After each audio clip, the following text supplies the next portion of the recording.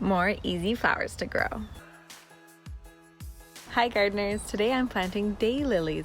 I absolutely love daylilies. They're so easy to grow, low maintenance, and beautiful. One of the really nice things about planting daylilies is that they're not very fussy about where you plant them. You can plant them in the full scorching sun, you can plant them in partial shade. They're pretty forgiving in terms of where you decide to plant them in the garden. They'll probably flower more in full sun, but I'm perfectly happy planting them in partial shade. Here's an existing daylily under one of the pine trees. It's the end of April right now, and it already has tons of foliage, and you can see the sweet woodruff ground cover coming up around it in the background. So this new daylily I'll be planting maybe 3 feet here from the existing one. I'd plant them 2 feet together if I had more. This is just quite a big area, so I think I'm fine spacing them at about 3 feet. Daylilies come in tons of different sizes. Here is a little one. This one is called Little Gray Pet. These could be spaced quite close, while some of the other ones are just going to grow much larger overall. Because there's so much variation in the height of the flowers and the foliage and the spacing, I like to look at the tag for each one just so that I can understand what it's going to look like when it's a little bit more established. Before you even get started planting daylilies, you want to make sure that the soil in the planter pot is moist. So if it looks really dry in the plant pot, just give it a good watering before you even start digging the hole. So the first step is to dig a hole that's about twice as wide as the plant pot, but not any deeper than the soil is inside the plant's pot. So we're basically looking for a wide but shallow hole.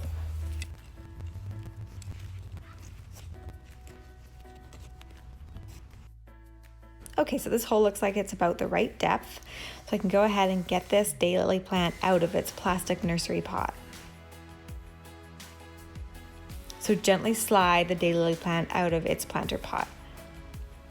I like to take a look at the roots. I'm always nosy to see what's going on. If there's any of the big kind of fleshy roots that are growing kind of around the pot in a circular pattern, I like to kind of gently relax them just to let them know that there's new space for them to grow out into. That's just always how I've done it as an amateur gardener, and it's always seemed to work fine for me. Daylilies are so forgiving. That's the nice thing about them, is that they're very tough plants, and that is one of the reasons I love them. Place the root ball in the center of the hole. You want to make sure that the soil right around the plant is at the same level as the soil outside the hole. So the ground is going to be nice and level. You're not planting the plant super deep, or it's not like sticking up above the ground level. Once you're happy with the soil levels, you want to backfill the hole, just gently putting the soil back in the hole. And you can just use the soil that came right out of the hole. That's totally fine in most cases. So just gently tamping it down around the plant.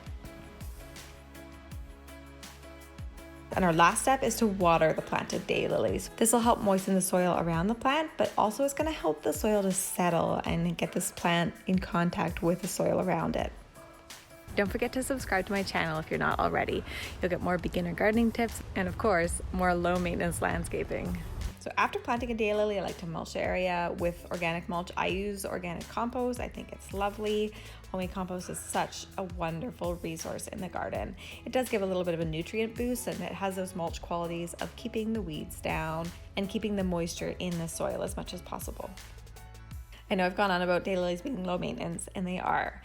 However, in that first year when they've just been planted, I like to make sure that they've got lots of water. I'm pulling out any weeds that are kind of encroaching in their space and just checking on them just to make sure that they're getting a good start. Because man, if they get a good start, they are such low care plants for the rest of their lives. They're so easy to grow.